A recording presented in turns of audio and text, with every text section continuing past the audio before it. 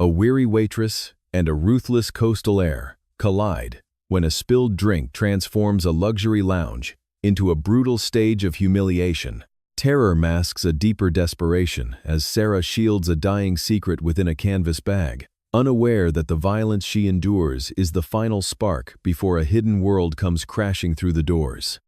The gilded anchor was less a bar and more a cathedral of excess, a shimmering monument of glass and polished teak that seemed to levitate over the churning Atlantic. As the sun began its slow, agonizing descent, it transformed the horizon into a bruised palette of violet and deep orange. The light bled through the floor-to-ceiling windows, casting long, predatory shadows across the private deck, where the air was thick with the scent of expensive bourbon sea salt and the cloying perfume of women who had never known. A day of labor. The rhythmic roar of the waves below provided a primal baseline to the high-pitched tittering of the socialites who gathered there to watch the world burn in the sunset. Sarah Collins felt the weight of the day in the very marrow of her bones. Her shift had begun 14 hours ago, a grueling marathon of carrying heavy trays and enduring the casual dismissals of the elite. Her hands red raw from industrial soap, and the biting salt air trembled with a fatigue that no amount of caffeine could mask. She moved like a ghost through the crowd, her white button-down shirt damp at the small of her back, her eyes burning from the sting of sweat and the relentless glare of the dying sun. Beneath the main bar, tucked away in a corner where the shadows were deepest, sat her canvas tote bag. Inside, wrapped in a threadbare fleece blanket, lay a 3-month-old German Shepherd puppy named Bear. He was small for his age, his breathing shallow and ragged, fighting a fever that Sarah couldn't afford to treat. She had smuggled him in because leaving him alone in her freezing apartment felt like a death sentence. The table at the edge of the deck was occupied by Julian Vane and his partner Elena.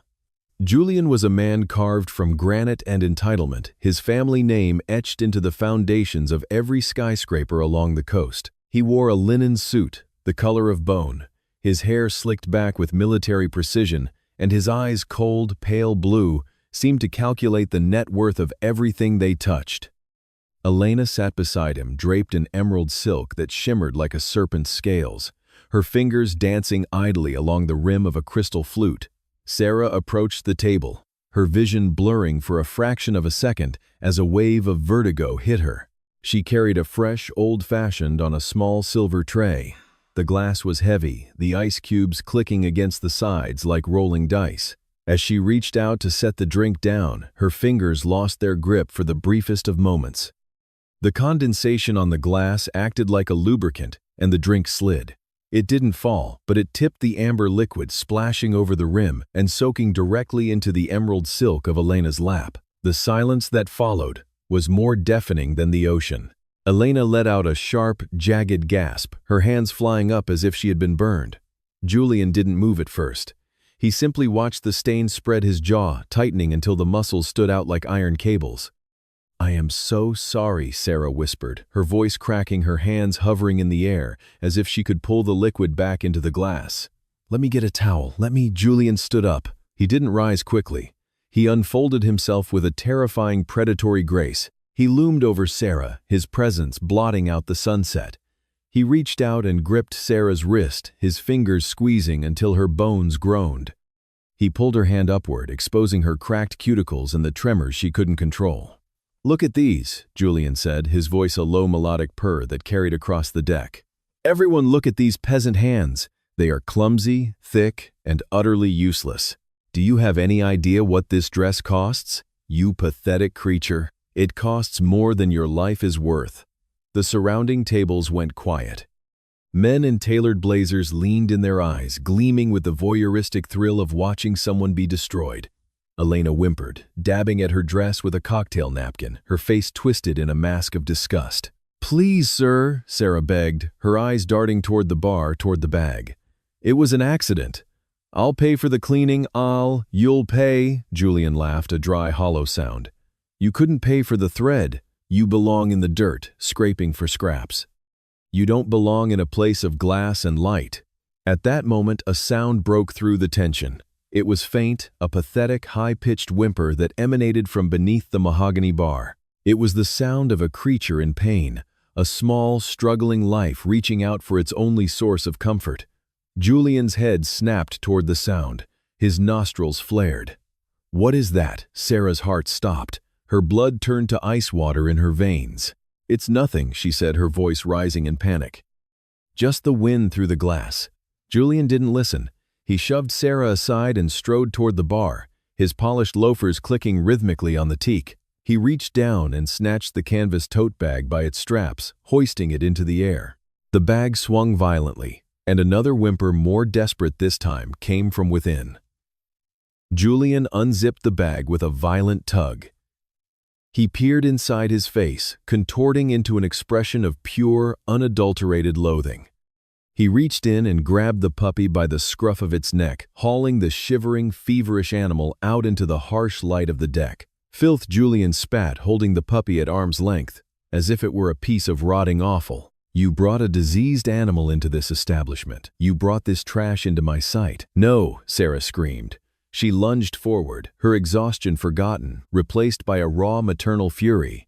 "Give him to me. He's sick, please. He's just a baby." Julian held the puppy higher, the small animal's legs kicking feebly in the air.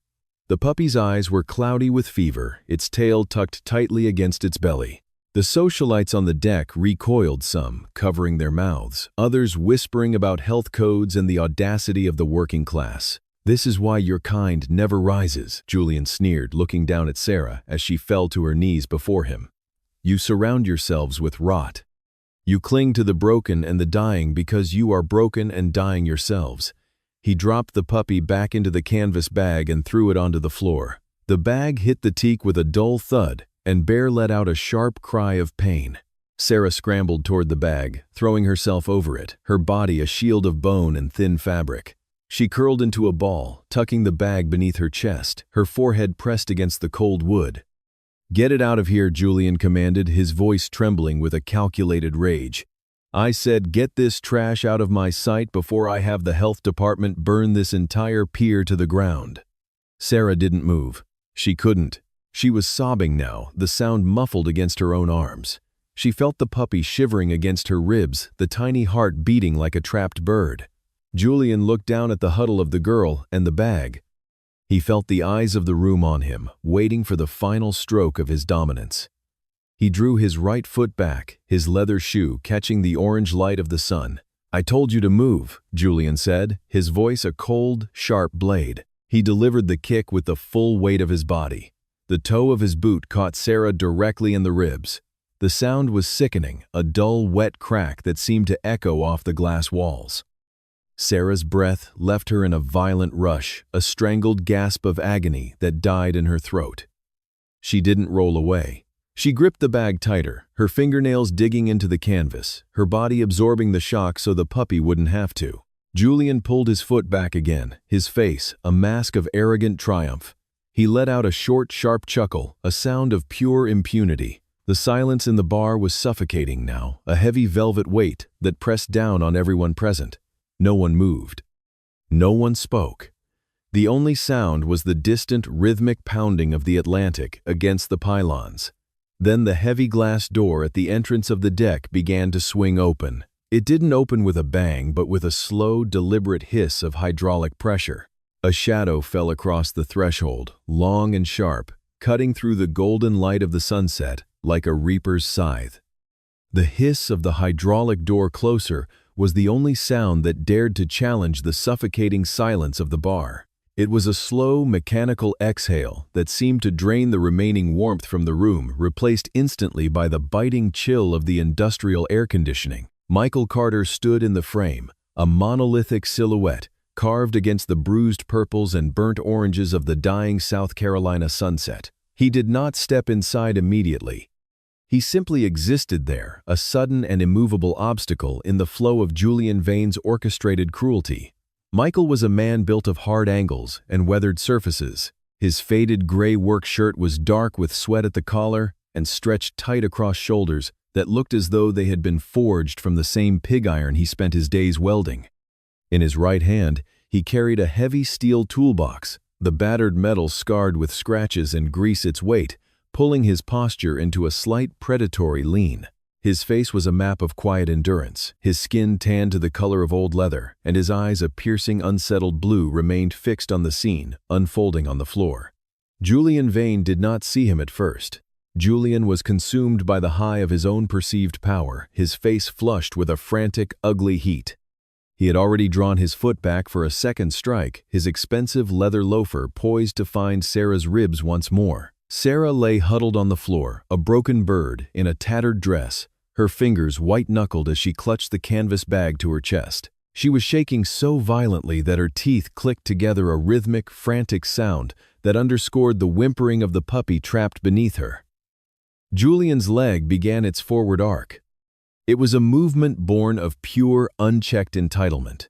But the air in the room suddenly felt thick, as if the atmospheric pressure had tripled in a heartbeat. Michael Carter moved. It was not a sprint or a frantic dash.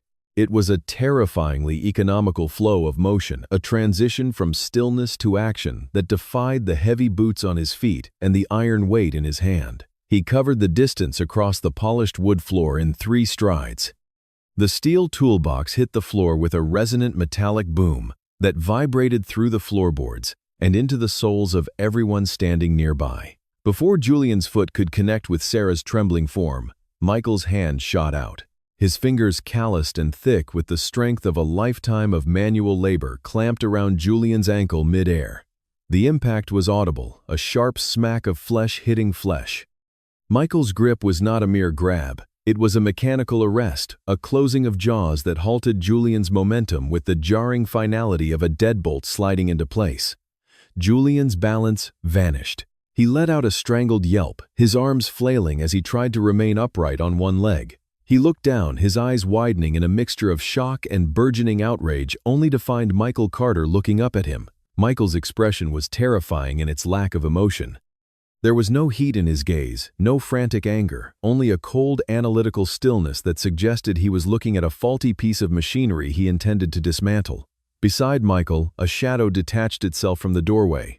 Rex, a full-grown German shepherd with a coat the color of charcoal and burnt amber, paced forward. The dog did not bark. He did not growl in the traditional sense. Instead, a low tectonic vibration emanated from his chest, a sound so deep it felt more like a physical sensation in the ribs of the onlookers than a noise in their ears. Rex stopped inches from Julian's trapped leg, his head lowered, his amber eyes locked onto the pulse point in Julian's throat, with a focus that was purely predatory. Julian gasped, his face turning a mottled, sickly shade of violet. "Let go of me," he hissed, though the command lacked its usual bite, cracking at the edges. "Do you have any idea who I am? You're touching a vein. That's assault. I'll have you in a cell before the sun finishes setting." Michael didn't respond immediately. He maintained his grip, his thumb pressing into the tendon of Julian's ankle with just enough pressure to signal how easily he could snap the bone. He leaned in closer, the scent of salt motor oil and old tobacco rolling off him in a wave. When he spoke, his voice was a low, gravelly rasp that seemed to vibrate beneath the floorboards, bypassing the ears and sinking straight into the marrow. "You are going to step back," Michael said. The words were quiet, almost a whisper, yet they carried over the soft hum of the refrigeration units and the distant crashing of the surf. "And you are going to stay back." Julian tried to wrench his leg away, but it was like trying to pull a mountain. His ego, bloated and bruised, fought against the primal fear rising in his gut. "I am the law on this pier, you piece of trash," Julian shouted, his voice rising to a shrill, hysterical pitch. "Look at her. She brought a diseased animal into my establishment. I'm protecting my property." Michael's eyes shifted for a fraction of a second to Sarah. She had managed to push herself up slightly, her eyes wide and wet with tears, her breath coming in, jagged, sobbing gulps. She looked at Michael with the desperate, hollow gaze of someone who had forgotten that help was a possibility in this world. The sight of her bruised side and the way she shielded the bag seemed to tighten something in Michael's jaw. He looked back at Julian, and for the first time a flicker of something dark and ancient ignited in his blue eyes. "This isn't your property," Michael said, his voice dropping even lower. "It's a bar, and she's a child." Michael didn't throw Julian, but he released his grip with a suddenness that was just as violent. The sudden loss of tension sent Julian stumbling backward, his heels catching on the edge of a rug. He flailed his arms, windmilling until he collided with the mahogany surface of the bar. Glasses rattled, and a half-full bottle of expensive bourbon tipped over its contents, spilling out in a golden, fragrant pool that soaked into Julian's designer jacket. The room held its breath. Julian scrambled to regain his dignity, clutching the edge of the bar as he straightened his tie with trembling hands. His face was no longer just purple. It was a dark, bruised crimson of pure, unadulterated rage. He looked around the room, searching for the support he usually found in the submissive eyes of the locals. But today the eyes were different. They were watching Michael Carter. They were watching the man who had done what none of them had the courage to do. "You're dead," Julian breathed the words trembling on his lips. "You're done in this town. I'll burn your shop. I'll have the bank seize every cent you've ever touched." Michael didn't seem to hear the threats. He had already turned his back on Julian, a gesture of supreme dismissal that stung worse than the physical restraint. He knelt beside Sarah, his movements surprisingly gentle for a man of his size. He didn't reach for her immediately, sensing the way she flinched at any sudden motion. Instead, he stayed a few feet back, his large hands resting openly on his thighs. "Is the dog okay?" Michael asked. Sarah blinked a single tear, tracing a path through the dust on her cheek. She looked down at the bag, which was now moving, as the puppy inside began to whine. He kicked us," she whispered, her voice barely audible over the sound of the ocean outside. Michael's gaze drifted to the bag, then back to Julian, who was now fumbling with his phone, his thumbs stabbing at the screen with frantic energy. Michael knew what was coming. In a town like this, the law didn't belong to the people. It belonged to the names on the deeds and the donors at the fundraisers. The silence of the bar was suddenly pierced by a new sound. It started as a distant rising wail cutting through the salt-heavy air. Blue and red lights began to dance against the frosted glass of the front windows, casting long, rhythmic shadows across the floor. The local policemen who spent their Friday nights drinking for free at Julian's private clubs and their Saturdays fishing on the Vane family's private yachts were arriving with a speed that spoke of pre-arranged loyalty. Julian saw the lights, and a hideous, triumphant grin spread across his face. He leaned back against the bar, crossing his arms over his chest, the spilled bourbon still dripping from his sleeve. "There they are," Julian said, his voice regaining its oily smoothness. "Now, we'll see how much that toolbox helps you in a state penitentiary." Michael didn't look at the door. He didn't look at the flashing lights. He remained kneeling in the center of the room, his hand finally reaching out to rest briefly on the top of the German Shepherd's head. Rex leaned into the touch, his ears swiveling toward the entrance, his body tense and ready for whatever was coming through the door. Sarah looked at Michael, her eyes filling with a new kind of terror. "You have to go," she whispered, reaching out to touch his gray sleeve with a trembling finger. "They'll hurt you. Because of me." Michael finally looked at her, and for a brief moment, the hardness in his face softened into something that looked like sorrow, or perhaps a memory of a life he had left behind long ago. He reached into his pocket and pulled out a small grease-stained handkerchief, handing it to her. "Wipe your face, kid," Michael said quietly. "This isn't over." The front doors burst open, and the humid evening air rushed back into the room, bringing with it the smell of exhaust and the heavy authoritative tread of polished boots. 3 officers stepped inside, their hands resting on their belts, their eyes scanning the room until they landed on Julian. Julian pointed a shaking finger at Michael. "That's him," Julian barked, his voice filled with a newfound bravado. "He assaulted me, he threatened my life, and he's got a dangerous animal in here." "Arrest him." The lead officer, a man with a thick neck and eyes that didn't like to look at things directly, nodded slowly. He stepped toward Michael, his shadow stretching long across the floorboards. Michael Carter didn't move. He stood up slowly, rising to his full height, eclipsing the officer by half a head. He stood there, a man of iron and silence, waiting for the weight of a corrupt world to descend upon him. The rhythmic pulse of red and blue light slashed across the interior of the gilded anchor, turning the spilled bourbon on the floor into pools of flickering violet. Outside the Atlantic Ocean was a vast, hungry void, its waves thundering against the pilings with a sound like distant artillery. The air inside the bar had changed. The smell of salt and ozone from the approaching storm now mingled with the sour stench of fear and the metallic tang of betrayal. Officer Miller entered the room with the heavy, practiced gait of a man who had long ago traded his conscience for a pension. His uniform was strained across a soft midsection, and his eyes, small and recessed behind fleshy lids, scanned the room with a practiced indifference. He didn't look at Sarah, who was huddled on the floor, clutching her bruised ribs. He didn't look at the German Shepherd puppy Rex, who was shivering and letting out a low, mournful whine. Instead, his gaze went straight to Julian. Julian stood by the bar, smoothing his silk shirt with trembling hands, though his face had already begun to reorganize itself into a mask of indignant wealth. He didn't wait for Miller to speak. He stepped forward, his Italian leather shoes clicking on the hardwood, and extended a hand. Miller took it. The handshake was firm, a silent contract signed in the presence of witnesses. "Good to see you," Julian Miller said, his voice a gravelly rasp that carried no hint of professional distance. "Sorry about the delay. The weather is turning into a real mess out there." Julian let out a sharp, jagged laugh, his eyes darting toward Michael, who remained standing in the center of the room like a statue carved from granite. "It's about time, Miller. This vagrant attacked me. He broke into the establishment and threatened me with that animal. Look at my sleeve. He ruined a $4,000 shirt." Michael didn't move. He stood with his hands at his sides, his fingers slightly curled but relaxed. His breathing was slow and rhythmic, the breath of a man who had spent years in places where panic meant death. He watched Miller approach him, the officer's hand resting heavily on the grip of his sidearm. "All right, buddy," Miller said, stopping 3 feet from Michael. "Let me see some ID, and keep those hands where I can see them. I don't like the way you're looking at me." Michael reached into his pocket, slowly pulling out a worn leather wallet.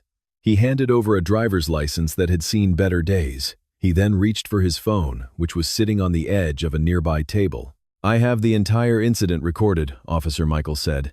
His voice was calm, a low vibration that seemed to cut through the oppressive atmosphere of the room.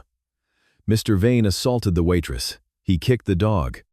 I intervened to prevent further injury." Miller took the phone, but he didn't look at the screen. He turned it over in his hand, mocking the cracked glass. This looks like evidence of a crime, all right. Evidence of you harassing a private citizen." He shoved the phone into his own pocket, his eyes locking onto Michael's with a predatory glint. "I think you've got a lot of stories, handyman. But stories don't mean much in this town." Sarah found her voice, then a thin, wavering sound that broke against the silence of the bar. "Officer, please. He's telling the truth. Julian hit me. He was going to hurt me. Michael saved me." Miller turned his head slowly toward her, his expression one of bored annoyance. "Sarah, honey, you look like you've had a few too many tonight. Maybe you tripped. This floor is slippery. Why don't you go sit in the back and let the grown-ups talk?" Before Sarah could respond, the side door to the kitchen swung open. Henderson, the manager of the Gilded Anchor, stepped out. He was a thin man with a face like a hatchet, his eyes darting between Julian and the police officer. He wiped his palms on a white cloth, his movements frantic and sycophantic. "Officer Miller Henderson," said, bowing his head slightly. "Julian, I am so incredibly sorry for this disturbance. I was in the office and heard the commotion." Henderson Julian barked, his voice dripping with venom. "Your staff is a liability. This girl is a disaster, and this animal you hired to fix the plumbing is a violent felon in the making." Henderson didn't hesitate. He didn't even look at the bruise darkening on Sarah's cheek or the way she was trembling. "Sarah, you're done," he said, his voice cold and final. "Pack your things and get out. You're fired. We don't need your kind of drama bringing down the reputation of the Anchor." Sarah gasped, her hand flying to her mouth.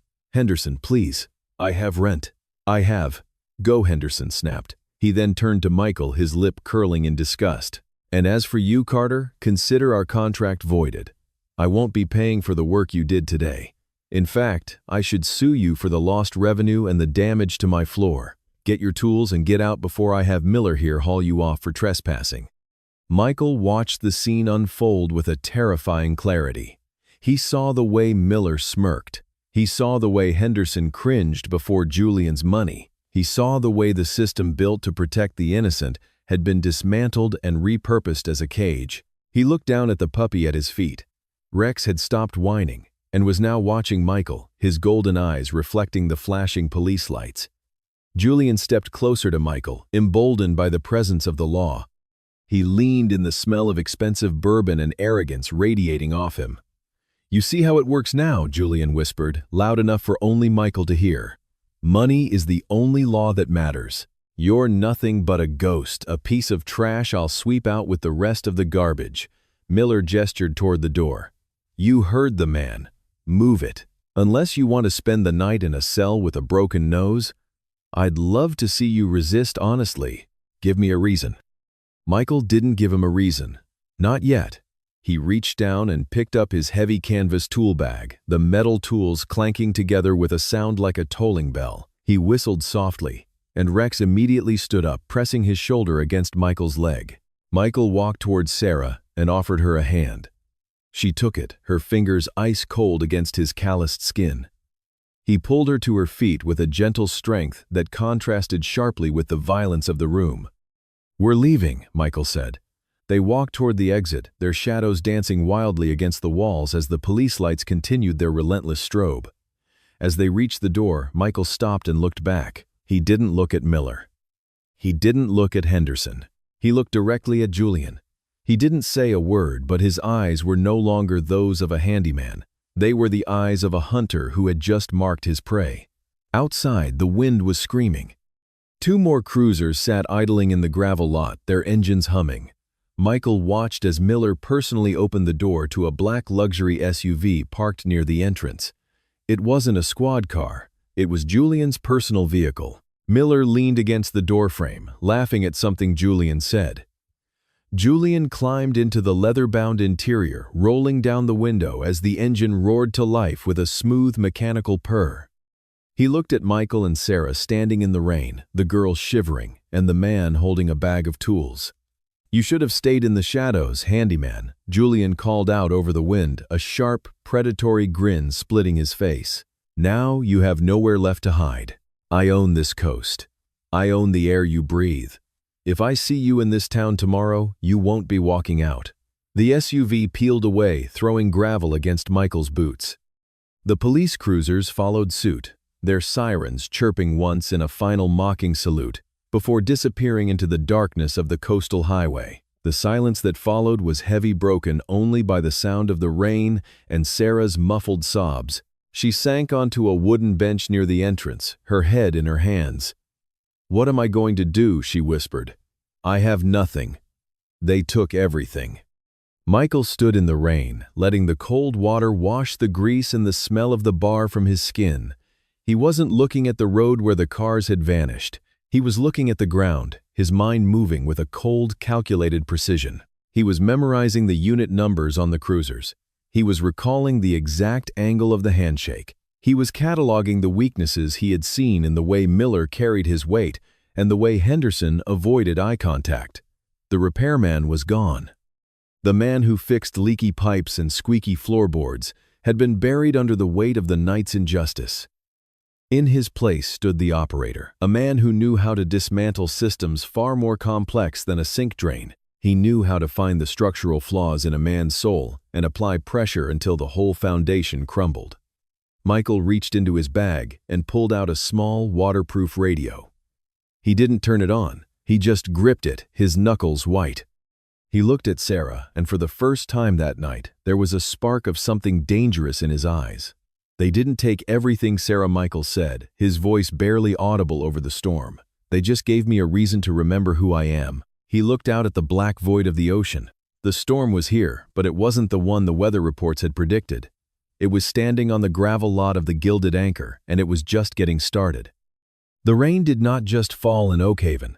It orchestrated a slow, rhythmic siege against the coast. In Sarah's apartment, the sound was a frantic tapping against the thin, single-pane glass, like 1,000 nervous fingers demanding entry. The space was small, a collection of mismatched furniture and boxes that had never been fully unpacked since she moved in after her mother's funeral. The air inside felt heavy and stagnant, smelling of damp wool and the bitter dregs of a cold cup of coffee. Sarah sat on the edge of her sagging velvet sofa, her hands trembling as she clutched a cordless phone to her ear. The plastic casing felt slick with her own sweat. On the other end of the line, the voice of her landlord, Mr. Henderson, was uncharacteristically thin. He had always been a man of boisterous laughter and lenient deadlines, but now he sounded like a man reading a death warrant at gunpoint. He spoke of illegal pets she didn't own and disturbances she hadn't caused.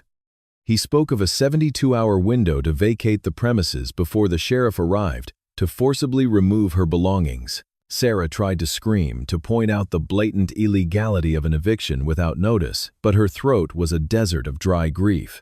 When the line went dead with a final metallic click, the silence that rushed back into the room was more terrifying than the storm outside. She looked at the peeling wallpaper, the yellowed corners of her life, and realized the Venus weren't just taking her job or her reputation. They were erasing the very ground she stood on.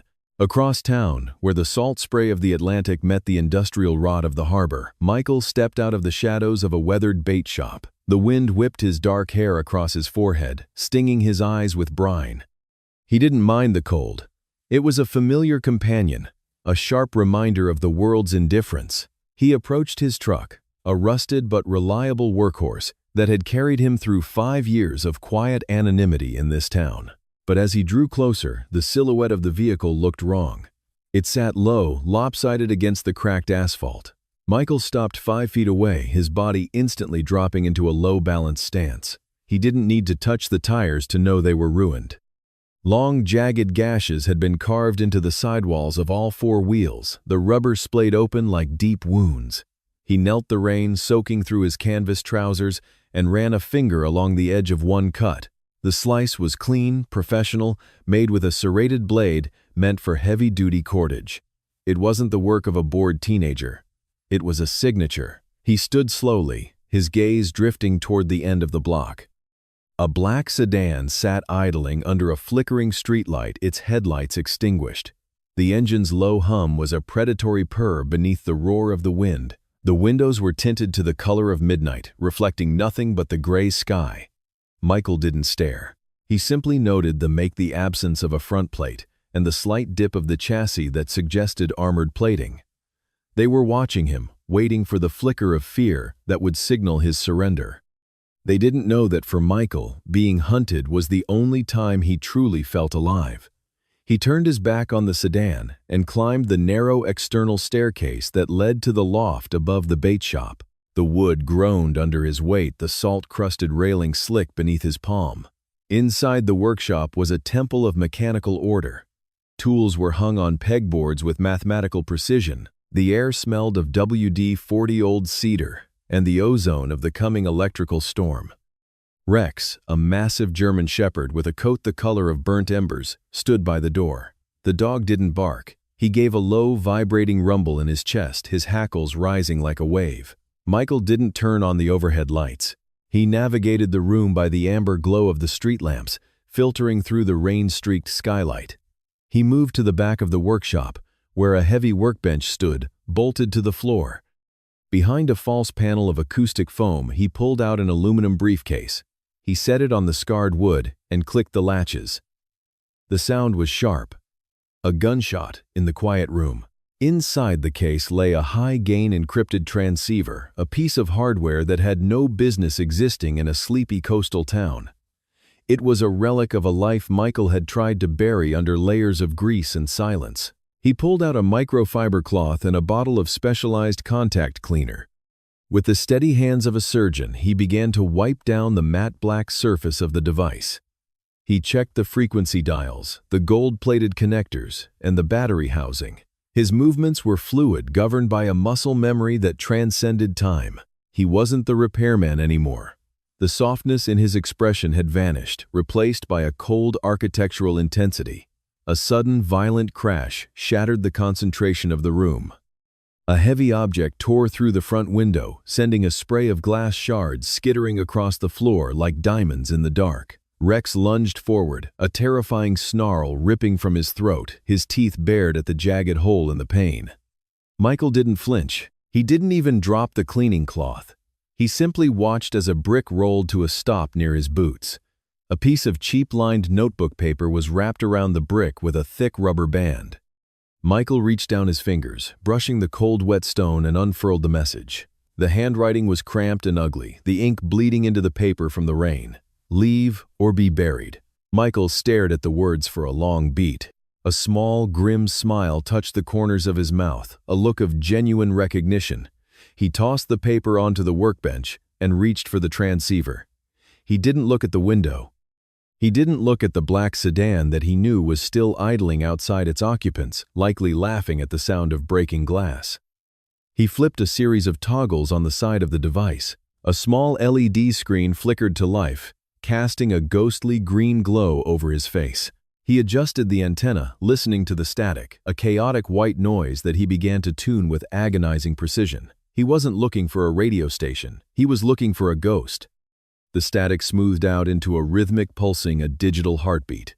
Michael picked up the handset, his thumb hovering over the transmit button. He looked out at the storm at the town of Oakhaven that was trying to swallow him whole. "It is Carter," Michael said into the receiver, his voice devoid of emotion, sounding like grinding stone. "I need the ghost net. The veins are deeper than just real estate. They are the hub." He released the button and waited. The only sound in the room was the heavy breathing of the dog and the relentless lash of the rain against the roof. The hunter had finally stopped pretending to be the prey. The tires of the black SUV crunched over a bed of crushed oyster shells as Michael pulled the vehicle into the tall grass behind a weathered cedar-shingled house. The structure sat precariously on the edge of the dunes, miles away from the neon glare of the Oakhaven resort strip. Here, the only light came from the rhythmic, sweeping pulse of a distant lighthouse and the white foam of the Atlantic crashing against the shore. The air was thick with the smell of brine and rotting kelp, a sharp contrast to the sterile metallic scent of the car's interior. Michael killed the engine. The silence that followed was heavy, broken only by the rapid, shallow breathing of Sarah in the passenger seat. She was curled into herself, her arms wrapped tightly around a bundle of blankets. Inside that bundle, the puppy Rex lay unusually still. His flank was bandaged with professional precision, the work of a man named Silas, a disgraced combat medic who owed Michael a life and asked no questions when they had stopped at a roadside clinic an hour prior. "Stay here," Michael said, his voice a low vibration that seemed to settle in the floorboards.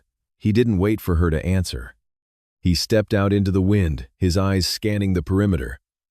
The house looked abandoned, its windows boarded with salt-crusted plywood, but Michael knew better. He saw the faint glimmer of a camera lens tucked into the eaves, and the way the grass had been subtly trampled in a pattern that suggested a regular patrol. He walked to the front door, which was reinforced with a steel frame hidden behind the aging wood. He didn't knock. He placed his palm against a small, recessed panel. A second later, the heavy bolts retracted with a hydraulic hiss. The man who stood in the doorway was built like a coastal fortification. Mark Delgado was a mountain of muscle and scar tissue, his face partially obscured by a beard that looked like a tangle of rusted iron filings. He wore a grease-stained tactical vest over a thermal shirt, and his eyes, sharp and cynical, flicked from Michael to the SUV, hidden in the tall grass. "You're late, Carter," Mark said, his voice sounding like two boulders grinding together. "I thought the Vaughnays had finally put you in the ground." Michael brushed past him, his movements fluid and economical. "Not tonight. I have a guest. And a problem that's bigger than a local turf war." Mark grunted, closing the door and throwing the manual deadbolts. "Bring them in. The servers are running hot, and the ghost net is already screaming." Michael returned to the car and helped Sarah out. She moved like a ghost, her face pale and her eyes wide with a mixture of exhaustion and terror. As they entered the house, the rustic exterior gave way to a high-tech nerve center. The smell of old cedar was overwhelmed by the ozone tang of high-end electronics and the constant low-frequency hum of server racks that lined the back wall. Blue and green LEDs flickered in the shadows, casting long, dancing shadows across the room. Mark led them to a central table where a massive touchscreen monitor glowed with a topographical map of Oakhaven. He didn't offer Sarah a chair. She found a corner on a tattered leather sofa, tucking the puppy beside her.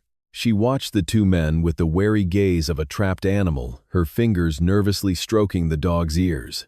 Michael stood over the map, his hands resting on the edge of the table.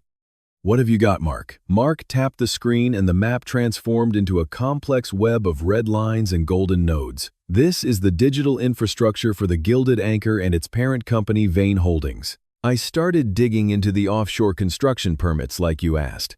It's a rabbit hole, Michael, a deep one. He zoomed in on a series of construction sites along the coast. Senator Vane isn't just building luxury condos, he's building a pipeline. Every one of these projects is a shell company. They're over-invoicing for materials that don't exist, using the Gilded Anchor as the primary intake point for the cash. It's classic layering, but on a scale I've never seen. They aren't just laundering local drug money. This is international. We're talking hundreds of millions moving through a bar that sells $10 beers. Michael's jaw tightened. Julian isn't smart enough to run an operation like this. He's just the face. Exactly, Mark agreed, swiping a finger across the screen to bring up a financial ledger. This is the heart of it. The senator uses Julian to handle the dirty end, the intimidation, the local bribes, the hands-on management. But the ledger is the key. It tracks every cent from the offshore accounts to the senator's campaign funds. Without that ledger, this is all just noise. Sarah, who had been listening in silence, suddenly stood up.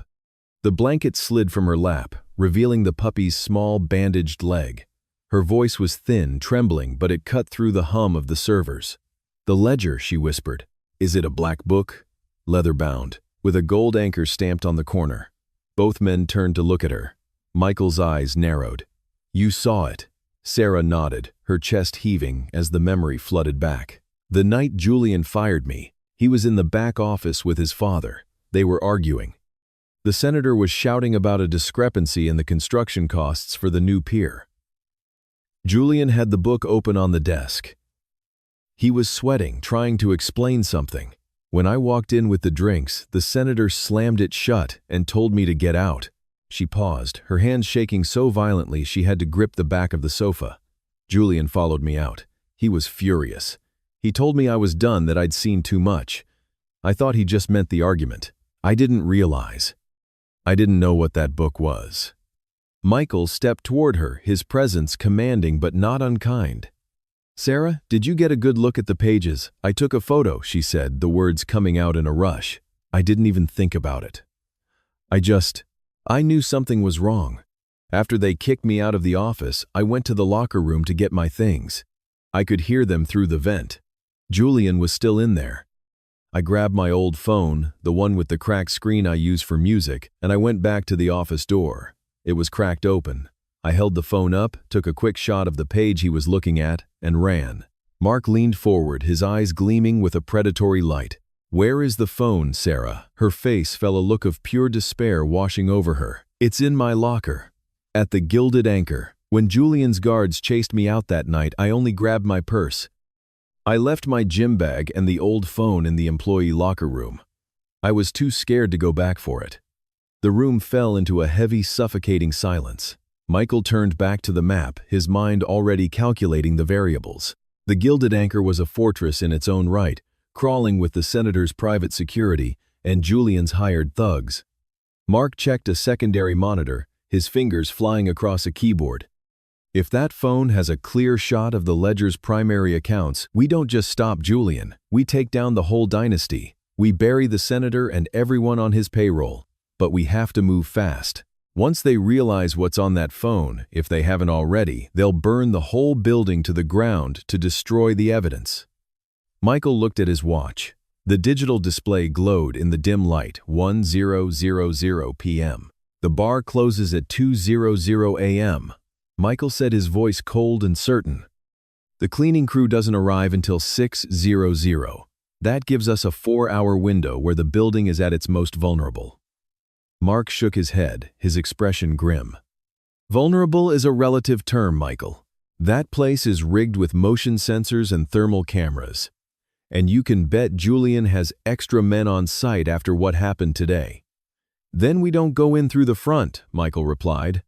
He looked at the map, his finger tracing the coastline until it reached the pier beneath the Gilded Anchor. "We go in from the water." Sarah watched them, her fear slowly being replaced by a cold, hard resolve. She looked down at Rex, who had finally fallen into a deep, medicated sleep. She thought about the life she had tried to build in Oakhaven, the small dreams of a quiet existence that had been shattered by the vainest greed. "I can tell you exactly where the locker is," Sarah said, her voice stronger now. "And the code to the service entrance. They haven't changed it in 3 years." Michael looked at her, seeing the fire behind the exhaustion. He nodded once, a gesture of respect. "Mark, get the gear ready," Michael commanded. "We're going back into the wolf's den." Mark began pulling heavy pelican cases from beneath the server racks, the latches snapping open with a series of sharp metallic cracks. He pulled out a high-end thermal optic and a set of encrypted earpieces. "It's been a long time since we ran a ghost net op Carter.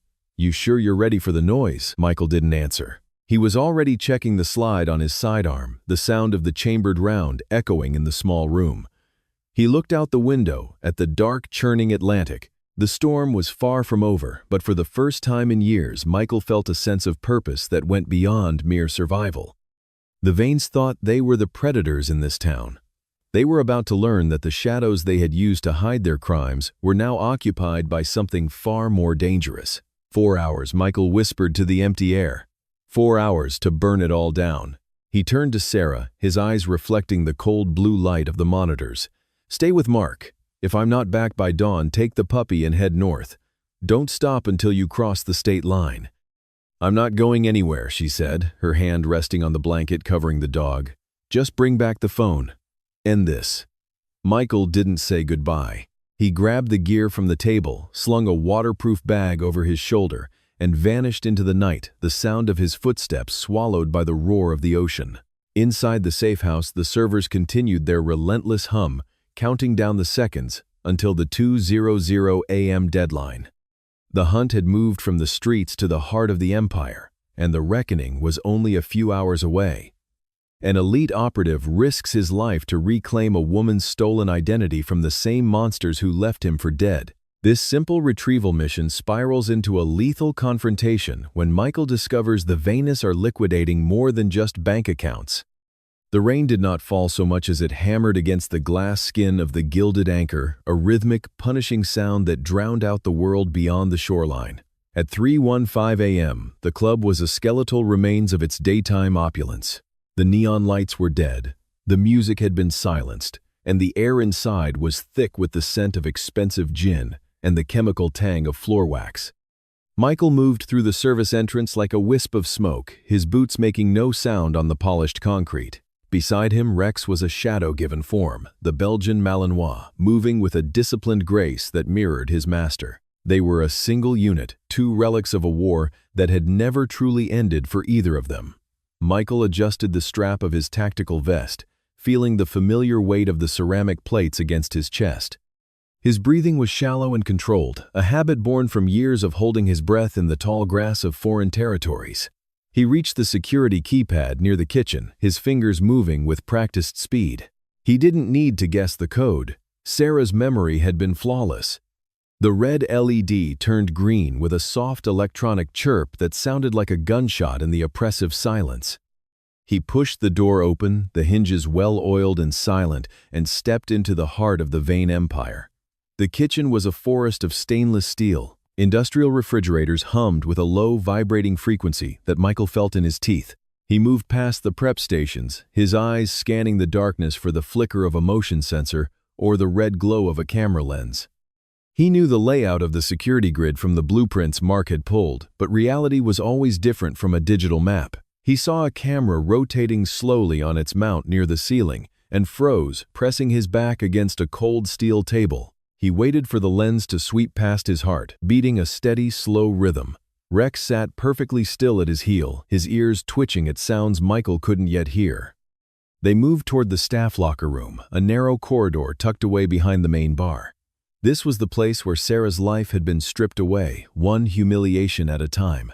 Michael reached the door and paused, his hand hovering over the handle. He felt a surge of cold fury, thinking of the way Julian Vane had treated the woman who had only tried to do her job. He pushed the door open. The locker room smelled of stale perfume and sweat. He found locker 42, the metal door dented, as if someone had kicked it in a fit of rage. He didn't use a key. He pulled a small pry bar from his vest and applied pressure to the seam. The metal groaned and gave way, with a sharp snap.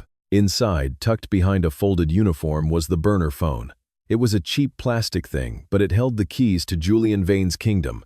Michael reached for it, his fingers closing around the cold casing. But as he pulled it out, he noticed a small, nearly invisible wire taped to the back of the locker frame. It was a magnetic reed switch. The moment the phone had been moved, the circuit had broken. There was no siren, no flashing lights, only the soft, rhythmic clicking of a relay somewhere in the wall, a silent alarm. Michael didn't panic. Panic was for the unprepared. He tucked the phone into a secure pocket and whistled a low, sharp note. Rex immediately stood, his hackles rising. Michael didn't head for the exit he had entered through. He knew the mercenaries Julian employed. They would be closing off the service entrance first. Instead, he moved toward the main bar area, the vast open space with the floor-to-ceiling windows overlooking the Atlantic. The front doors of the club hissed open. 4 men entered, their silhouettes framed by the strobing lightning outside. They weren't common street thugs. They moved in a diamond formation, their suppressed submachine guns held at low ready.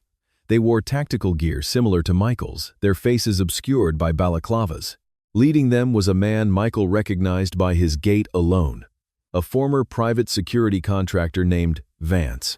They had crossed paths in Dubai 5 years ago, and Vance was a man who enjoyed the cruelty of his profession. Michael retreated behind the long, curved mahogany bar. He could hear the heavy thud of their boots on the hardwood floor. They were spreading out, flanking the room.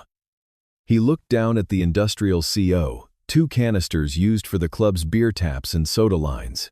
They were heavy, pressurized cylinders tucked into a recessed compartment under the counter. A plan formed in the space of a heartbeat. He signaled Rex to stay, pointing toward the shadow of a large decorative pillar. The dog vanished into the darkness. Michael reached for the main valve of the largest CO2 tank. He didn't just crack it open, he kicked the regulator off with the heel of his boot. The pressure release was violent. A deafening hiss filled the room as a thick white cloud of frozen carbon dioxide erupted from the tank. The gas expanded rapidly, a freezing fog that swallowed the bar and the surrounding floor in seconds. Visibility dropped to 0. The mercenaries shouted to one another, their voices muffled by the roar of the escaping gas.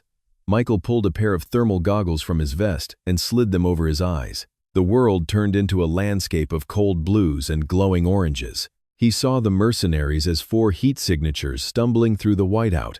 They were blinded, their flashlights reflecting off the dense fog and back into their own eyes. Rex moved first. The dog didn't need sight. He had scent and sound. He launched himself from the shadows, a blur of heat on Michael's display. He hit the first mercenary in the shoulder, his jaws locking onto the man's forearm. The man let out a strangled cry as he was dragged to the floor. Michael didn't wait. He vaulted over the bar, his movements fluid and lethal. He reached the second man before the mercenary could level his weapon. Michael grabbed the barrel of the gun, twisting it upward, while delivering a devastating palm strike to the man's chin. The mercenary's head snapped back, and he went down hard, his weapon clattering across the floor. The third man fired blindly into the fog, the suppressed pops of his weapon sounding like dry twigs snapping. Michael dropped low, sweeping the man's legs out from under him. As the mercenary fell, Michael drove a knee into his solar plexus, knocking the wind out of him in a ragged gasp. Vance, the leader, was the only one left standing. He had backed against a wall, his back protected his weapon, sweeping in a wide arc. He was a professional. He wasn't spraying bullets. He was waiting for a target. Michael approached him from the side, moving through the thickest part of the CO2 cloud. He stepped into Vance's peripheral vision for a fraction of a second, just enough to draw a shot. Vance fired the bullet, shattering a bottle of expensive scotch behind the bar. In that moment of recoil, Michael was on him. He didn't use his gun.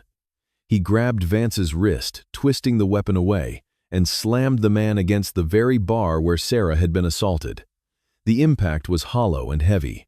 Michael pinned Vance's throat with his forearm, his eyes cold and unwavering behind the goggles. "Where is the rest of it?" Michael hissed, his voice a low growl that cut through the sound of the dying CO2 hiss. Vance gasped for air, his eyes wide with the realization of who was holding him.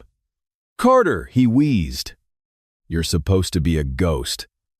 Michael tightened his grip, the pressure cutting off the man's words. The fog was beginning to dissipate, revealing the carnage in the room. 3 men lay groaning or unconscious on the floor, and Rex stood over one of them, a low, guttural snarl vibrating in his chest.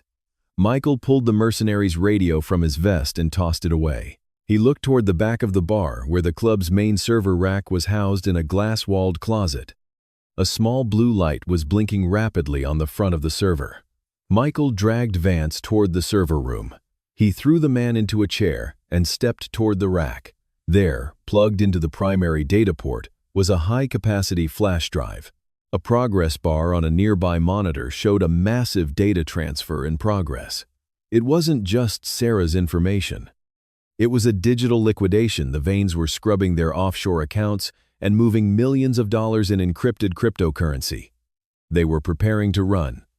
Michael didn't stop the transfer. He watched the screen for a moment, his mind working through the implications. If he stopped it now, the money would stay in the Vane's control. If he let it finish, he could take the drive and the money with it. He waited until the progress bar hit 100%. The screen flashed a confirmation message in a cold, clinical font. He reached out and yanked the flash drive from the port.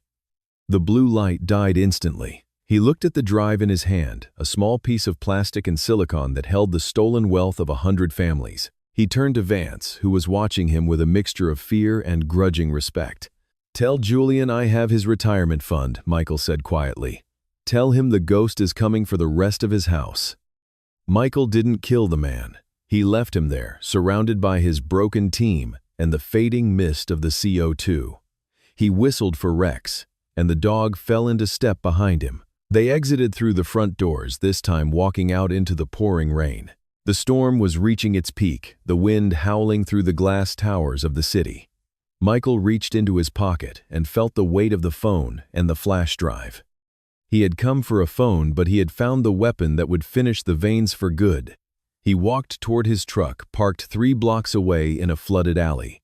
The water was ankle-deep, reflecting the angry red glow of the city's emergency lights. Behind him, the gilded anchor sat dark and defeated a monument to a dying empire. Michael climbed into the driver's seat, Rex jumping into the passenger side and shaking the rain from his coat. Michael looked at the flash drive one last time before tucking it away. The hunt was no longer about survival. It was about erasure. The dawn was a bruised purple, smothered by a fog so dense it felt like breathing wet wool. At the edge of the private pier, the world simply ceased to exist. The wooden planks, slick with salt spray and morning dew, stretched out into a gray void where the horizon should have been. Below the Atlantic was a restless, invisible beast, its presence known only by the rhythmic, heavy slap of water against the rotting cedar pylons. It was a sound like a slow heartbeat, steady and indifferent to the men standing above it. Michael stood at the very end of the pier, his back to the land. He wore a heavy dark coat that seemed to absorb the little light the sun managed to push through the mist. Beside him, Rex sat perfectly still, his ears pricked, his eyes fixed on the gray wall behind them. The dog did not growl, he simply waited, a statue of muscle and fur. Michael's hands were shoved deep into his pockets, his fingers tracing the cold, hard edges of the flash drive he had taken from the gilded anchor. He felt the weight of the silence. It was the kind of silence that precedes a landslide. The sound of gravel crunching under tires broke the stillness. A black SUV rolled slowly onto the wooden start of the pier, its headlights, 2 yellow eyes, cutting through the fog. The engine cut out, and for a moment the only sound was the pinging of the cooling metal. Then 3 doors opened and closed in rapid succession. The heavy thuds echoed over the water. Julian Vane stepped into the light of his own headlamps. He looked out of place in the damp, salt air gloom. He wore a tailored wool overcoat over a suit that cost more than most people earned in a year. His hair was perfectly slicked back, but his eyes were bloodshot, the whites mapped with tiny red veins. He held a high-end leather briefcase in his left hand, the metal clasps glinting. Behind him, 2 men in tactical gear stood like stone pillars, their hands resting near the holsters at their hips. Julian walked forward, his expensive Italian leather shoes clicking sharply on the wet wood. He stopped 10 feet away from Michael, a thin, mocking smile spreading across his face. He looked at the dog, then at Michael, shaking his head with a theatrical sigh. I have to admit, Michael, you have a flair for the dramatic, Julian said, his voice carrying a jagged edge of forced confidence. All this fog and shadows. It is a bit cliché, do not you think? You could have just taken the wire transfer and been halfway to some tropical island by now. But no, you had to play the hero. You had to make this difficult. Michael did not turn around immediately. He watched the gray waters swirling below the gaps in the planks. He saw a piece of driftwood bobbing in the tide trapped between the pylons. The money was never the point, Julian Michael said softly. His voice was low, vibrating with a calm that seemed to unnerve the younger man. Julian laughed, a harsh, dry sound. Everything is about the point. Money is the only point. He hoisted the briefcase, the leather creaking. There is $3 million in here, untraceable. It is the price of your silence and that piece of plastic you stole. You take this, you get on a boat, and you disappear. You become a ghost again. It is what you are good at, right? He took another step forward, his eyes narrowing. But let us be clear about the alternative. If you walk away from this pier with anything other than this briefcase, things get very ugly, very fast. My people are already tracking the vehicle Sarah took. She is a sweet girl, really. It would be a shame if she and that pathetic little puppy had a blowout on the highway. High speed, heavy traffic. Accidents happen every day, Michael. The threat hung in the air, thick and poisonous. Michael finally turned. His face was a mask of weathered stone, his eyes twin points of cold blue light. He did not look at the briefcase. He did not look at the guards. He looked directly into Julian's soul, or the dark vacuum where it should have been.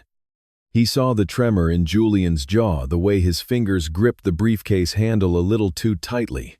Julian was terrified, and he was trying to drown that terror in arrogance. Michael reached into his pocket. The guards shifted their hands, moving toward their weapons, but Michael's movement was slow and deliberate. He pulled out a single wireless earbud and held it out. I do not want your money, Julian, Michael said. Julian sneered, though his eyes darted to the earbud. What is this? A parting gift, Michael tossed it. The small device tumbled through the air, a white speck against the gray. Julian caught it with his free hand, his brow furrowed in confusion. Put it in, Michael commanded. It was not a request. The authority in his voice was absolute, the tone of a man who had commanded legions in darker places than this. Julian hesitated, glancing back at his guards. They offered no guidance. With a scoff, he shoved the earbud into his right ear. He stood there for a second, his expression defiant. Then his face changed. The defiance did not just fade, it evaporated. His skin went from a pale olive to a sickly, translucent white. The briefcase slipped from his fingers, hitting the wooden planks with a heavy thud that sounded like a coffin lid closing. He did not seem to notice. Inside the earbud, the voice of Senator Silas Vane was screaming. It was not the polished, statesman-like voice the public knew. It was the voice of a man drowning. You idiot. The senator's voice was distorted by the recording, but the rage was unmistakable. You let him into the server. He did not just take the crypto. He opened a back door to the FEC and the Justice Department. They are at the front door, Julian. The feds are in the house. They have the offshore logs, the bribe schedules, everything. Do not come back here. If you have any sense, you will kill yourself before they find you. The recording cut to a sharp, high-pitched digital whine, and then silence. Julian stood, frozen, the earbud still in his ear, his eyes wide and vacant. The world he had built, the empire of shadow and gold that had protected him, his entire life had just been vaporized in the span of 30 seconds. Michael watched him. There was no joy in his expression, only a grim satisfaction. He had not just beaten Julian, he had erased him. You thought you were buying my silence, Michael said, his voice cutting through the fog like a blade. But I was never the one you had to worry about. You left a trail, Julian. Every dollar you moved, every life you ruined, it was all recorded. I just gave the right people the key to the vault. Julian's breath came in ragged, shallow hitches. He looked down at the briefcase, full of cash. It was useless now. It would not buy him a way out of a federal indictment for treason and money laundering. It would not stop the seizure of every asset his family owned. You killed us, Julian whispered, his voice cracking. "I did not kill you," Michael replied, taking a step toward him. "You did that yourself. I just stopped hiding the bodies." From the direction of the mainland, a new sound began to rise. It was not the rhythmic slap of the waves or the cry of a distant gull. It was a low, undulating wail. It grew louder, piercing the thick blanket of fog. It was not the local police. The sirens were deep synthesized and numerous. The guards heard it first. They exchanged a panicked look, their professionalism dissolving in the face of an overwhelming force. One of them began to back away toward the SUV, his eyes darting to the road. Michael looked past Julian toward the shore. The fog was beginning to glow, with a rhythmic pulse of red and blue. The lights were faint at first, mere ghosts in the mist, but they were approaching fast. The sound of high-powered engines throbbed through the air, vibrating the very planks they stood on. Julian turned his eyes, fixed on the approaching lights. He looked like a man watching his own executioner approach. He reached into his coat, perhaps for a phone, perhaps for a weapon, but his hand stopped. He realized there was nowhere to go. Behind him was the ocean, cold and bottomless. In front of him was the end of his life. Michael whistled. Rex immediately stood up and moved to his side. Michael did not look back at Julian. He did not wait for the handcuffs to click or for the shouting to begin. He stepped off the edge of the pier, not into the water, but onto a small, weathered skiff that had been tied to the pylons hidden by the overhang of the dock. He cast off the line. The small motor sputtered to life, muffled by the heavy air. As the boat drifted away into the gray heart of the fog, Michael looked back one last time. He saw the silhouette of Julian Vane standing small and broken on the edge of the pier, surrounded by the flashing lights of a dozen federal vehicles.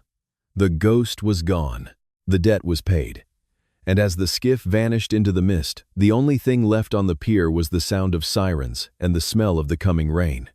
The silence of the Atlantic was not merely broken, it was shattered.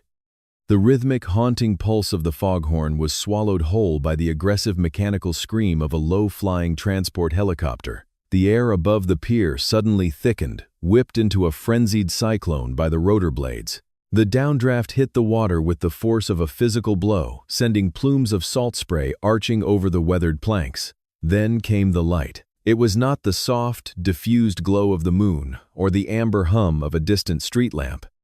It was a violent, clinical white. 3 massive black SUVs roared onto the sand at the foot of the pier, their high-intensity LED bars cutting through the mist like thermal lances. The blinding radiance turned the world into a high-contrast nightmare of stark whites and abyssal blacks. Julian Vane stood at the center of the glare, his shadow stretching long and distorted behind him. His expensive wool coat was damp, with sea spray clinging to his frame as he recoiled from the light.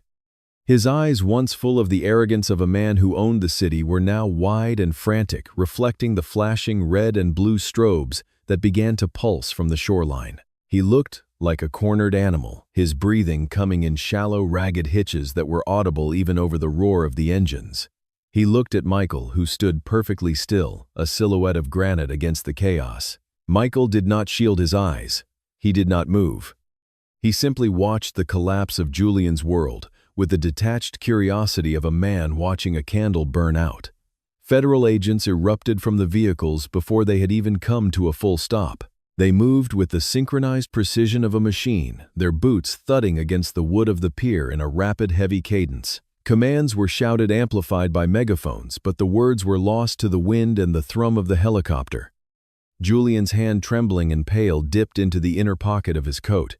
It was a slow, desperate motion, the last reflex of a man who refused to accept his own irrelevance. Michael saw the glint of the subcompact pistol before Julian had even cleared the fabric. The weapon was small, sleek, and silver, a toy for a man who had never seen a real battlefield. The gun leveled at Michael's chest. Julian's finger tightened on the trigger, his face contorted in a mask of weeping rage. He opened his mouth to scream something, a final curse or a plea for mercy, but the sound never came. Michael didn't move. He didn't have to. He gave a sharp, melodic whistle that cut through the mechanical roar like a knife. Rex, who had been a shadow at Michael's heels, transformed into a streak of tan and black muscle. The Belgian Malinois launched himself from the boards, his body extending in a perfect aerodynamic arc. He did not bark. He did not growl. He was a silent projectile of teeth and intent. Rex caught Julian's wrist mid-air. The impact was sickeningly audible, the sound of teeth meeting bone and the snap of a joint. Julian let out a high-pitched shriek of agony as he was jerked off balance. The silver pistol discharged the muzzle flash, a brief, angry spark in the white light, sending a single round harmlessly into the dark, churning water of the harbor. The weight of the dog brought Julian to the planks with a heavy thud. Rex pinned him there, his jaws locked with agonizing pressure on the wrist, his eyes fixed on Julian's throat. The man who had spent his life ordering the deaths of others was now pinned to the earth by a beast that knew no fear and took no bribes. Federal agents swarmed the pier, their rifles leveled, their tactical lights dancing across the scene. They surrounded the pair, a ring of Kevlar and steel. Michael stood over the fallen man, his face as impassive as stone. He looked down at Julian, who was sobbing now, his face pressed against the rough, salt-crusted wood. There was no triumph in Michael's eyes, only a profound, weary emptiness. The debt was being collected, and the currency was Julian's pride. Across the water in the window of a small, late-night cafe that sat at the edge of the marina, a television flickered with a cold blue light. The news scroll at the bottom of the screen moved with frantic speed. Breaking news. Senator Vane, the patriarch, the untouchable architect of 100 scandals, was shown being led from his colonial estate in handcuffs. His head was bowed, his signature silver hair disheveled, his wrists bound by the same cold steel that was now being snapped onto his son. The empire had not just fallen, it had been erased. In the span of a single night, the web of corruption that had strangled the state for decades had been shredded. The lead FBI agent, a man with a weathered face and eyes that had seen too much, stepped forward. He lowered his weapon and looked at Michael. He didn't see a vigilante or a criminal. He saw the way Michael stood, the way his weight was distributed, the subtle, faded ink of the special operations tattoos peeking from beneath his sleeves. The agent gestured for his men to take Julian. 2 agents hauled the younger Vane to his feet, his arm limp and bleeding, his spirit utterly broken. "We have been looking for a way into their encrypted servers for 3 years. Commander, the agent said, his voice low and gravelly, barely audible over the dying whine of the helicopter rotors. "We knew the money was moving, but we couldn't find the ghost holding the keys. You just gave the entire syndicate to us on a silver platter. Every name, every offshore account, every bribe." Michael didn't respond. He didn't acknowledge the title or the praise. He watched as they dragged Julian toward the waiting SUVs. Julian looked back once, his eyes searching for some shred of humanity in the man who had destroyed him. He found nothing but the reflection of the spotlights in Michael's cold, dark pupils. The agent waited for a moment, perhaps expecting a statement or a demand for immunity, but Michael remained silent. He was a man who had finished his task and had no more use for words. Michael whistled again, a short, low note. Rex immediately released his psychological hold on the space and trotted back to Michael's side, his tail low and his ears alert. The dog sat his chest heaving, looking up at his master for the next command. Michael reached down and placed a hand on the dog's head, the only gesture of affection he had shown in years. The fur was damp with mist, and the metallic tang of Julian's blood. The agent watched them for a long moment, then nodded slowly. He knew when to push and when to let a ghost fade back into the night. He turned his back, barking orders to his team to secure the evidence and clear the pier. The flashing lights began to pull away, the red and blue strobes receding into the fog, leaving the pier in a growing heavy darkness once more. Michael turned toward the end of the pier, where the weathered skiff bobbed in the rising tide. He did not look back at the sirens or the shouting men. He did not look at the city skyline where the Vane name was currently being stripped from every digital headline. He stepped into the boat, the wood groaning under his weight. Rex jumped in after him, settling into the bow with a practiced ease. Michael pulled the starter cord, and the small motor sputtered to life, a muffled, rhythmic heartbeat in the vast silence of the Atlantic. As the boat drifted away from the pier and into the gray, suffocating heart of the fog, Michael looked at his hands. They were steady. The fire that had burned in his gut for so long had finally gone out, leaving only ash and a strange cold peace. He had been a soldier, a commander, a ghost, and a hunter. Now he was simply a man moving through the mist. The skiff vanished into the white wall of the fog, the sound of its motor fading until there was nothing left but the slap of the waves against the pylons and the distant dying wail of a siren. The debt was paid in full. The Atlantic Ocean had shed its graveyard skin. 6 months ago, the water had been a churn of charcoal and ice, a hungry void that swallowed secrets and men alike. Today, the horizon was a thin line of liquid sapphire, meeting a sky so clear it looked like polished glass. The air no longer carried the metallic tang of industrial rot or the sulfurous stench of the gilded anchor. Instead, it smelled of brine, wild jasmine, and the rich, dark aroma of roasted Arabica beans, drifting from the open windows of a small building perched just above the high tide line. The sign above the door was hand-painted on a slab of driftwood, "The Puppy's Rest." It swayed gently in the morning breeze, the letters written in a steady, confident hand. Below it, the cafe buzzed with the soft, melodic sounds of a world at peace. There was the rhythmic hiss of a milk steamer, the clink of ceramic spoons against saucers, and the distant, joyful shrieks of children running along the shoreline. Sarah stood behind the counter, her movements fluid and practiced. The haunted hollows beneath her eyes had vanished, replaced by a healthy glow that suggested long nights of actual sleep. Her hair, once limp and dull from the grease of the anchor, was tied back in a messy, sun-streaked bun. She wore a simple linen apron over a sundress, a far cry from the stained uniform she had worn while dodging Julian Vance's temper. She poured a perfect heart into the foam of a latte, handing it to a local fisherman with a smile that reached her eyes. She was no longer a woman waiting for the next blow to fall. She was the mistress of her own domain. Outside, in a fenced-in area of soft white sand, a flurry of motion caught the light. Rex was no longer the shivering skeletal creature Michael had pulled from the darkness. He was a magnificent adolescent dog, his coat a thick, glossy patchwork of gold and black. His legs were long and powerful, and his chest had broadened into the sturdy frame of a protector. He was currently engaged in a high-stakes game of chase with a tennis ball, his tail flagging like a banner of pure joy. He barked once, a deep, resonant sound that echoed off the dunes before flopping onto his belly and digging a shallow hole in the cool sand. High above the cafe floor, Michael stood on the top step of a weathered wooden ladder.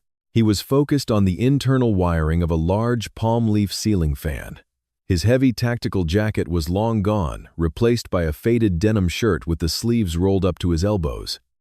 The scars on his forearms, reminders of a life spent in the shadows of global conflicts, were still there, but they looked different in the sunlight. They were no longer jagged trophies of pain. They were simply marks of history, like the rings in an old oak tree. His hands, which had once disassembled high-grade rifles in total darkness, moved with a delicate precision as he twisted 2 copper wires together.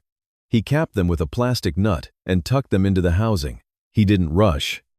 There was no ticking clock, no looming threat, no debt to be paid with blood. There was only the resistance of the screw and the alignment of the blade. He wiped a bead of sweat from his forehead with the back of his hand, his expression one of profound, quiet concentration. Sarah watched him for a moment from the counter, the steam from the espresso machine framing her face.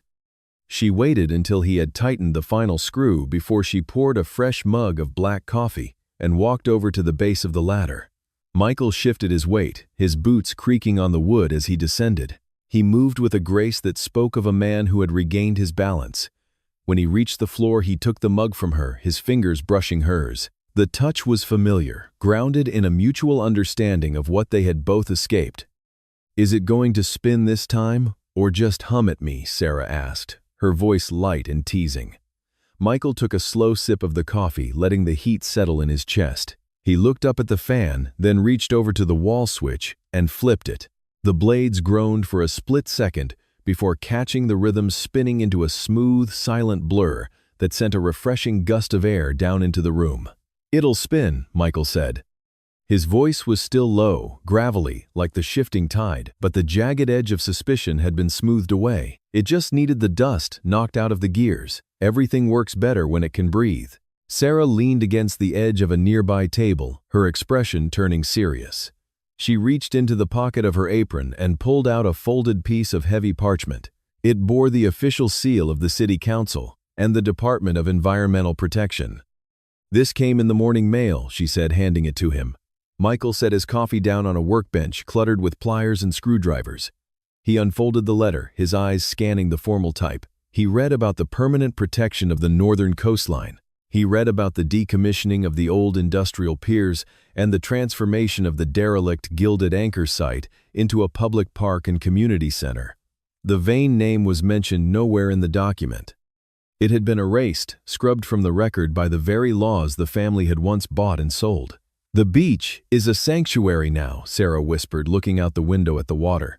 "They're calling it a protected zone. No more tankers, no more illegal offloading, no more ghosts." Michael looked at the letter for a long time. He thought about the night on the pier, the cold weight of the rain, and the way the fog had swallowed the sound of the world ending. He thought about the man he had been a ghost seeking a grave, and the man he was now standing in a room filled with the scent of cinnamon and salt. "You did that, Michael," Sarah said, stepping closer. "You saved more than just a dog that night. You saved this entire stretch of the world. You gave it back to the people who actually live here." Michael looked out toward the fenced yard. Rex had found a patch of direct sunlight near a driftwood log and had collapsed into a deep, twitching sleep, his paws paddling as he chased imaginary rabbits in his dreams. The dog looked utterly safe. He looked as though he had never known a day of hunger or a second of fear. Michael folded the letter carefully and handed it back to her. "I just did the maintenance," he said softly. The foundation was already there. It just needed the rot cleared out. He turned back to his workbench, methodically gathering his tools. He wiped down his needle-nose pliers with an oily rag, placing them back into their specific slots in his heavy canvas bag. Each movement was a ritual of closure. He wasn't a soldier on a mission anymore. He was a man who took care of things. He fixed broken fans, he mended fences, and he ensured the doors stayed on their hinges. Sarah watched him, knowing better than to push for a more emotional response.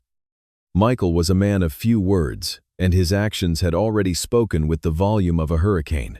She reached out and squeezed his shoulder, a brief, firm gesture of gratitude before heading back to the counter to greet a group of tourists walking up from the sand. Michael slung his tool bag over his shoulder. He picked up his coffee and took one last look around the cafe. The light was shifting, turning the interior into a cathedral of gold and amber. The fan he had just repaired hummed a steady, comforting note, circulating the air and keeping the heat of the noon sun at bay. He walked out the screen door, the spring snapping shut behind him with a sharp domestic thud. He stepped onto the sand, his boots sinking slightly into the warm grains. Rex's ears pricked up instantly. The dog didn't bark. He simply rose to his feet, shook the sand from his coat in a massive cloud of dust, and trotted over to Michael's side. He nudged Michael's hand with his wet nose, a silent request for a walk. Michael looked down at the dog, then out at the vast shimmering expanse of the Atlantic. The water was a mirror, now reflecting a world that had been given a second chance. He reached into his pocket and pulled out a weathered cap, tugging the brim down to shield his eyes from the glare. Sometimes Michael muttered to the dog, his voice barely audible over the sound of the surf. "The world just needs a little fixing." He started walking toward the shoreline, his pace steady and unhurried. Rex bounded ahead of him, splashing into the shallow foam of a receding wave before circling back to check on his master. The two of them moved together, two survivors of a storm that had finally passed, walking toward the horizon as the sun rose higher, casting long, peaceful shadows across the new honest day.